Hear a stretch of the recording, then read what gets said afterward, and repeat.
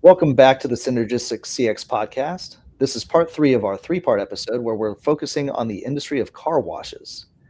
In the previous 2 parts of this episode, we explored the key elements shaping customer experience in this industry and also analyzed the customer journey map. Now, in our final segment, we'll broaden the conversation with Jason Baer from Baer International as he shares his expert insights on the evolving landscape of customer experience. Christiani, my colleague here at the CX channel, will lead our interview. Cris, Jason, thank you very much. Thank you, Erik. And welcome again, Jason. It's great to host you here today. I have prepared a few questions for you. First of all, thank you again for joining us. Let's start with your introduction. For our audience that do not know you personally or that have not watched the first part of this episode, how would you introduce yourself, and if you could share something that has shaped your journey as a leader in this customer experience industry? Yeah, of course. Thank you, folks, for having me today. I genuinely appreciate it. So for those that don't know me, I am Jason Baer. I am the owner and president of Baer International. Baer International is a second generation family-owned business. Dale and Mike, my parents, started the company 39 years ago. They started the company at the same time I was born. So I can jokingly say that I've been in the company now for 39 years. It's been a pleasure and honor to be part of the association of the Mystery Shopping Providers Association, as well as being linked to Baer as I've been.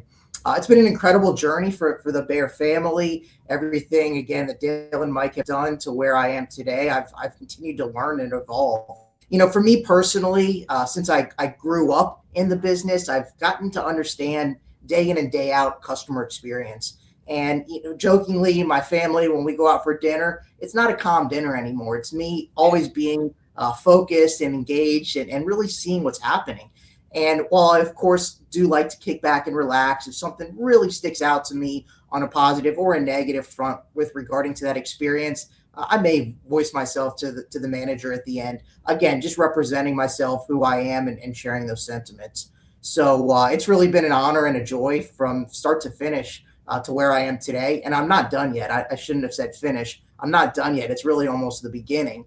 But a lot of opportunity out there, and it's a pleasure. You know, for me, as I just alluded to, the key things that I love and what I do is the opportunity to physically go to our clients' locations or have time to meet with the clients in person to really hear their goals, objectives, and then from there build out a program or share recommendations for their success. So I look forward to continuing to do that for our clients all around the world for many years to come. Yeah, that is interesting. I understand that it's very difficult to remove your hat of a customer research professional when you're out and about, and particularly if you have kids, they probably have wondered, can you just behave as a normal person when you are in a restaurant or in a shop or in a store, right? That's very true, but I have to give props to my 7-year-old daughter who is now a trained mystery shopper, and she loves it, and she's certainly someone that would love to voice her opinion. You know, while we're out for a meal or something, she'll tap me on the shoulder and say, hey, Daddy, they forgot to refill our water bottle or our water cup, or, hey, Daddy, my French fries are cold. Well, that's a fairly trained, quick mystery shopper at the age of 7. So it's in the family blood. It's our pleasure to deliver what we do, and we love what we do with a smile on our face 99% of the time. It's true, raising the standards from a very early age. Absolutely. So, Jason, Baer was one of the founding companies of the Mystery Shopping Professionals Association. And I was wondering if you could share one advice with your peers in the industry about, how to navigate today's complexity. Yeah, it's a great question, and I joked a little bit when I heard this one because I don't want to give away all the trade secrets of Baer, right? I don't think any company does, but I think the key answer I could provide in a question like that is just, being in the forefront and understanding the technology and, the opportunities ahead. We kind of have a model in Baer that, what we do today, we won't be doing tomorrow and certainly shouldn't be doing next month. And that's not a trade secret, but I think that kind of answers where we want to go and where I believe our industry should be. There's so much information out there. There's so many ways to get insights. There's research everywhere all the time. So I think the key thing is, to be ahead of the game, have wonderful platform providers like yourselves that can help us analyze and deliver the analytics to our clients. So those would be the two key factors from my point of view at this time. And moving now to technology in practice and insight value. Many leaders, they focus a lot on the future and sometimes forget about what's already working today. And I want to ask you, technology has become deeply embedded in customer experience research. What technologies or capabilities are you already using at Bear International today that are making tangible difference for your clients? Yeah, that's a great question. At Bayer, we use technology that makes insights usable, not just impressive. A big one is our Bayer Advanced Analytics reporting platform, which gives clients real-time visibility into performance across locations, time periods, and experience touchpoints. So, for example, in the car wash industry, we use text analytics and trigger alerts. So, issues like repeat complaints about maybe dryers or vacuums or the line do not sit in a report for months. They surface quickly, so then the managers can trigger an action based on what they've read. Leveraging Bayer's advanced text and emotion analytics, in which we enhance by cutting edge language models, we are uncovering hidden patterns and emotions in customer feedback. This is happening instantly and at scale. Whether it's subtle shifts in sentiment or reoccurring customer friction points, we detect it and we transform it into actionable insights and intelligence. That is fascinating what you mentioned that the mix of the triggers and the action, the speed of the whole process, because one of the problems is actually sitting on a lot of data and at the same time, not having any actions based on the reports. What would you advise managers of your clients to be more agile in managing results? Well, I think the key thing is having your finger on the pulse, and that's something that we talk about with our clients all the time.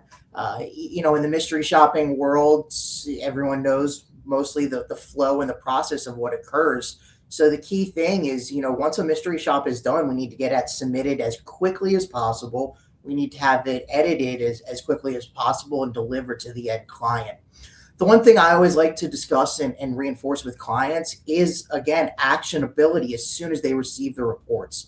And what needs to happen for it is they need to analyze and decide, how quickly do they want to receive reports? Should it only go directly maybe to the owner or the GM? Or maybe there's regional managers that can receive the reports intermittently so then they can be reactive quickly.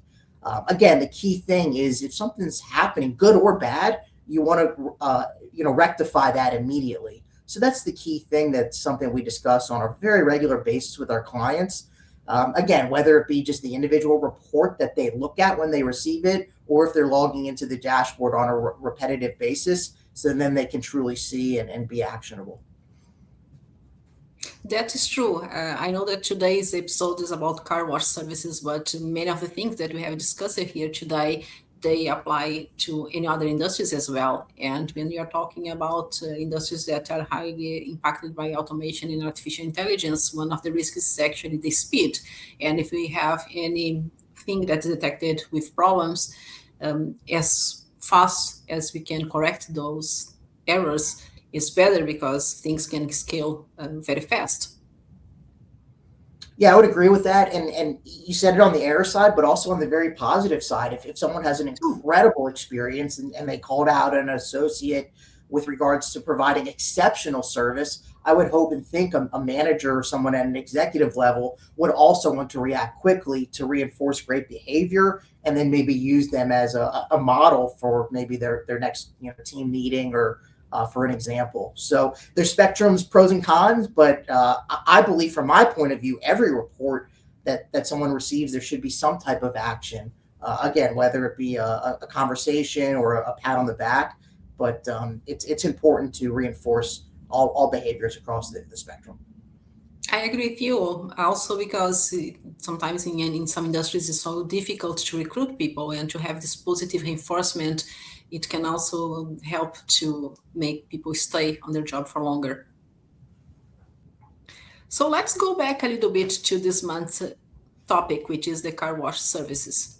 So, car wash services, as Erik discussed before, are often perceived as highly transactional. I know that you work a lot of in this industry. I would like you to speak a little bit about your experience, and also from the CX research perspective, where do you see the greatest opportunities for meaningful differentiation in the industry?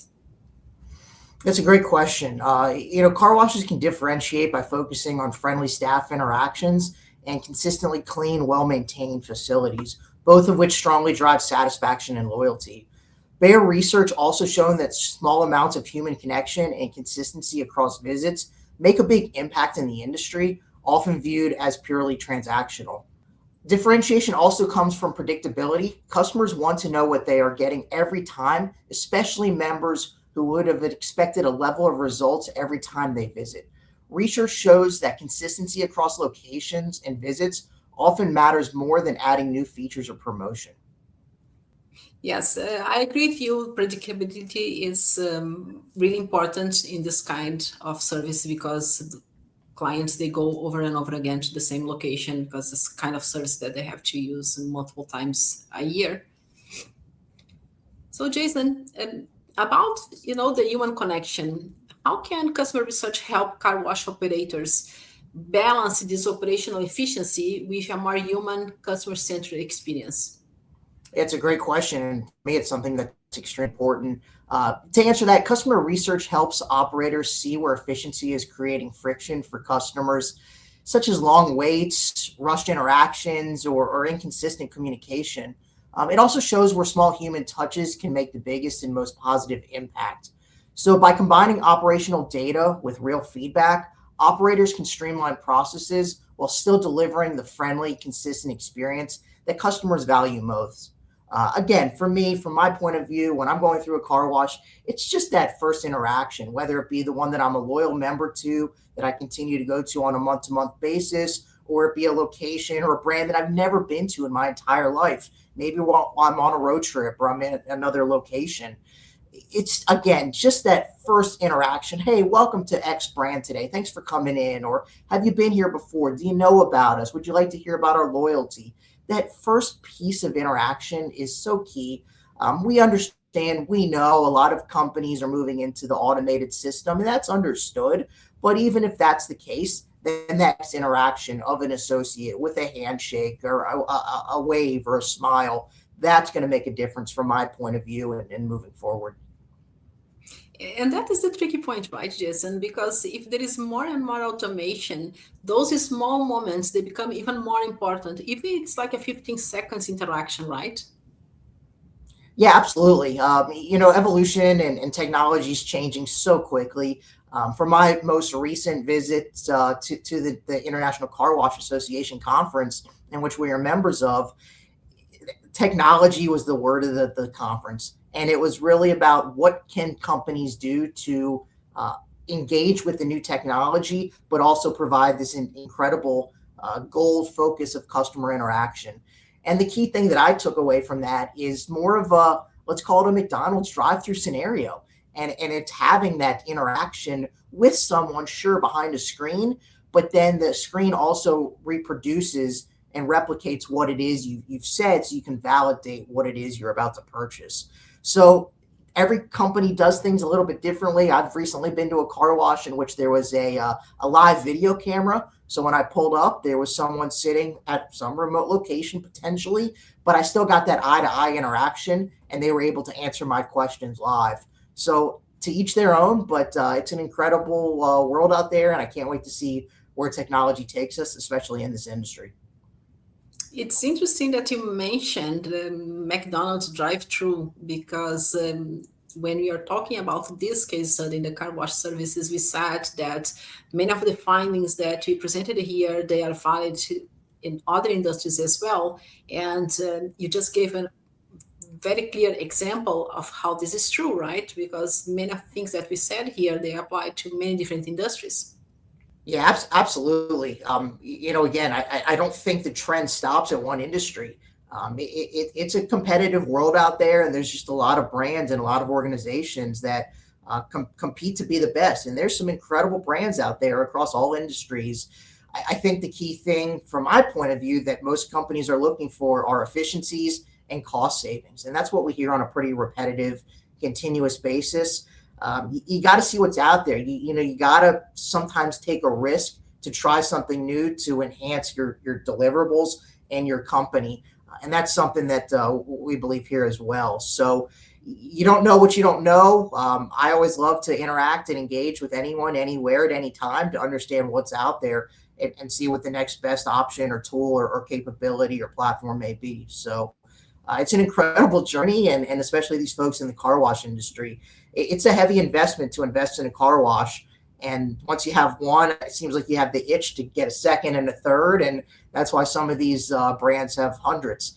And it's an incredible investment, as I alluded to, and they deliver an exceptional service. And as you mentioned earlier, this is an extra. Families, folks don't have to go to car washes. If they have a hose and some soap and a sponge at home, they can wash their own cars. But it's that luxury opportunity to go somewhere and get this service completed for you. Absolutely.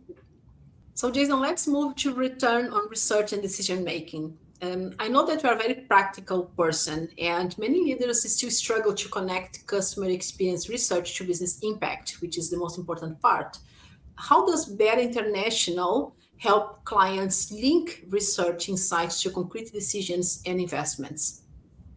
Yeah, I would agree. Business impact is so important here. So at Bear helps clients turn CX insights into action by showing which improvements will actually move key metrics, such as your wait time, such as staff interactions, or the facility standards, and by tying these findings to clear operational or investment decisions.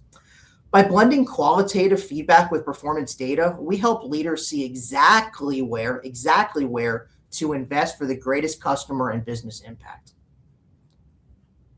Do you have, in your experience, the clients that have still a hard time improving the return on research, the return on investment on research projects?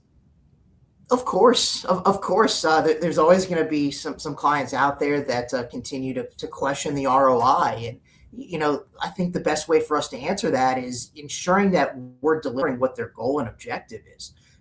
We have some clients come to us and say we want to conduct a mystery shopping program. Okay, great. Can we help you? Do you have a current form? Do you have a focus? And sometimes the answer is no. And in that case, Bear, as a leader, we would provide our recommendations and suggestions. So we would go into field and we'll start conducting mystery shops with a Bear standard survey. And then we'll make some adjustments and we'll, continue the ebb and flow. But then a couple months later, they're going to say, well, we're not seeing an ROI. But then at that point, I would potentially turn the question around and say, what is it you're focusing on? What are your goals or objectives? And maybe that's not already currently in the questionnaire. And that's where there's that miss. Because if maybe they believe that there's some cash theft that may be occurring within the facility, then they should specifically focus on questions alluding to that. And if it's not there, you're not going to know. So the key thing, we always want our clients to see the ROI. And that's why it's so important to have continuous discussions with them to ensure that they're satisfied and to see if there's any adjustments or opportunities in which we can enhance so they can see that. They're investing, we want to deliver. End of statement. Okay, Jason, I have a follow-up question on the return on investment.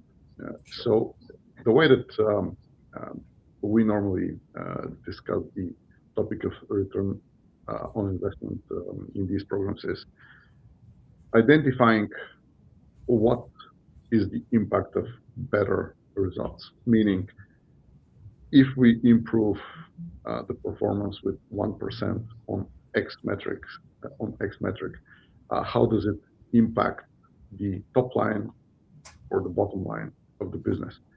In your experience, and you may not have the data, but do you know what percentage of the brands actually get to that point of correlative analysis, where they would identify the direct correlation between certain elements of the service delivered and the and certain top line or bottom line financial metrics. And I'm intentionally not getting into the brand equity metrics from a standpoint of the brand valuation, but because there it becomes a little bit more complex. But uh, starting from the basics, X percentage improvement or decay in certain performance KPIs correlated to top line or bottom line KPIs. The off top of your head, do you Yeah, know?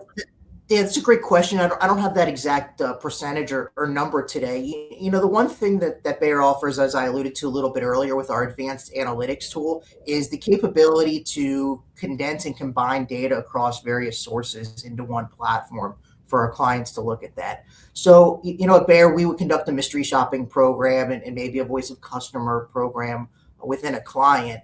But then our clients say, hey Bear, I don't understand why is this location getting really low scores, but it's our top performing gross revenue location, or think of it the flip way.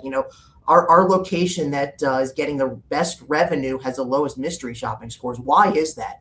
So with the platform that we offer, what we can do is confidentially bring in sales numbers or figures if the client so chooses, and then they can do their own correlation to see the mystery shopping scores compared to the voice of customer scores compared to the revenue within that location. I think that's unique. I think that's a different approach and visualization to see why, where, what the opportunities are. And again, that's at the discretion of the client. But yeah, I think that's the best way I can answer that question at this moment for you. No.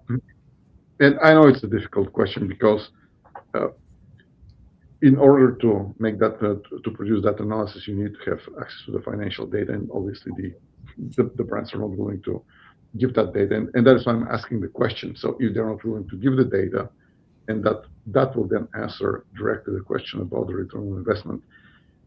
So if they're not willing to give the financial data, do they do this type of analysis in-house? And I guess the answer is no, they don't get to that type of analysis in the vast majority of the cases. So I'm trying to find a way to connect to return on investment in a way that it does make uh, practical sense.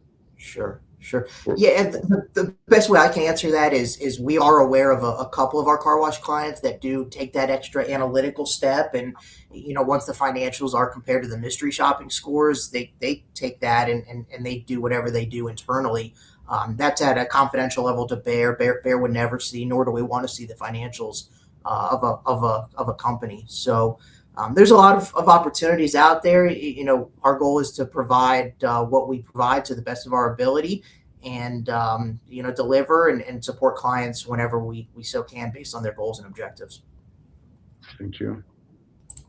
So, as we head to the end of your interview today, Jason, I would like you to share a little bit more of your experience with your audience. So, based on this great background that you have, what would be your top recommendation for brands that want to improve their customer experience today? What would be your top advice for the leaders that are watching us today?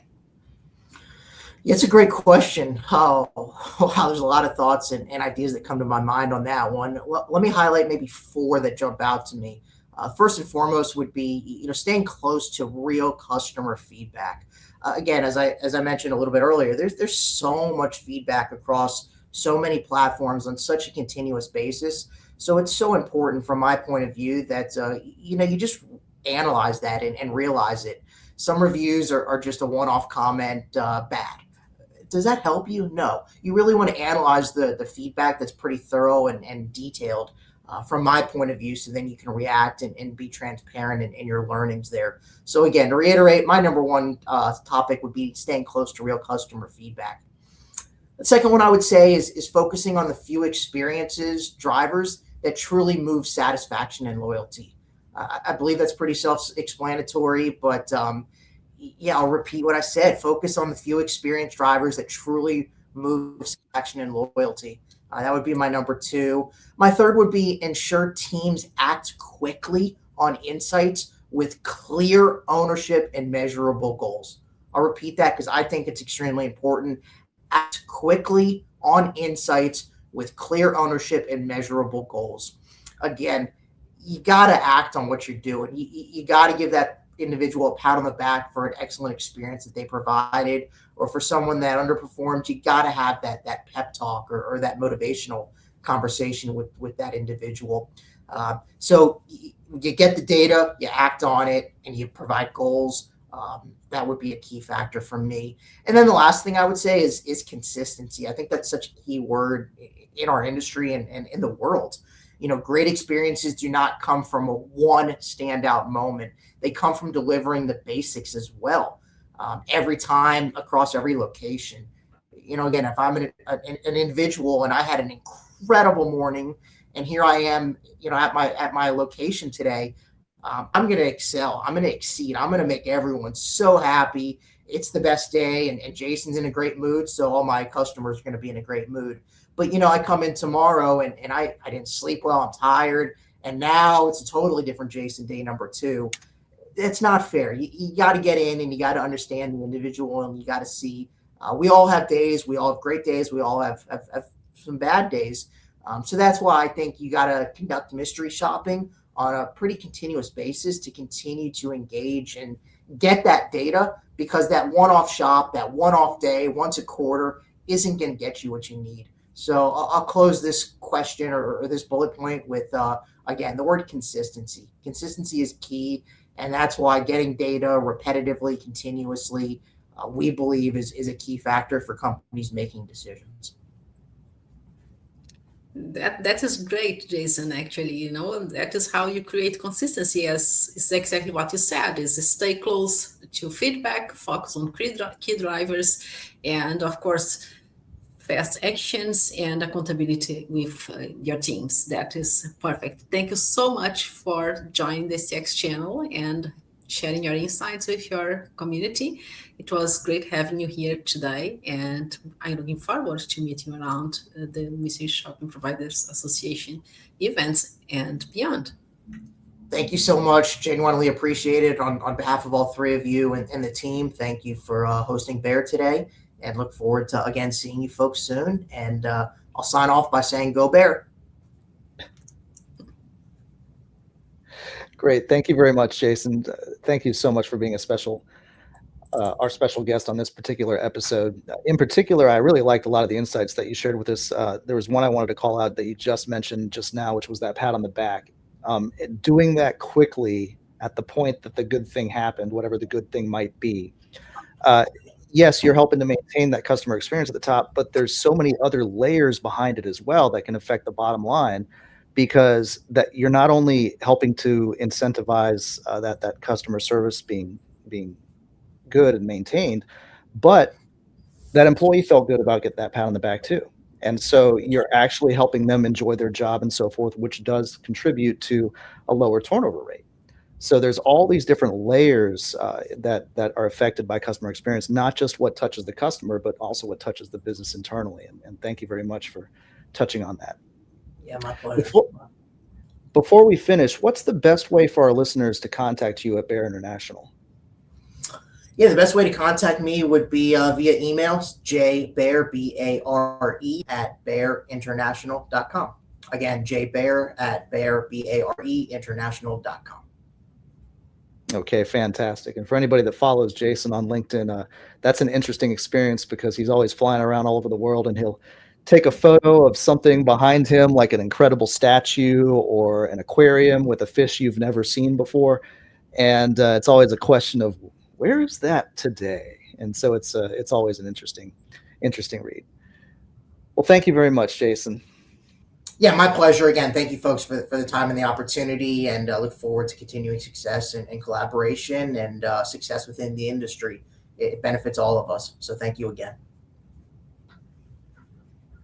Our pleasure. That wraps up another episode of the Synergistic CX Podcast. Go visit our website at cx-channel.com to download our magazine for free, which includes this episode's industry study about car washes. It also includes more content, detailed results, additional commentary, and a case study from Bear International. Be sure to subscribe and also follow us on LinkedIn, YouTube, or the social media of your preference, and stay up to date on our activities.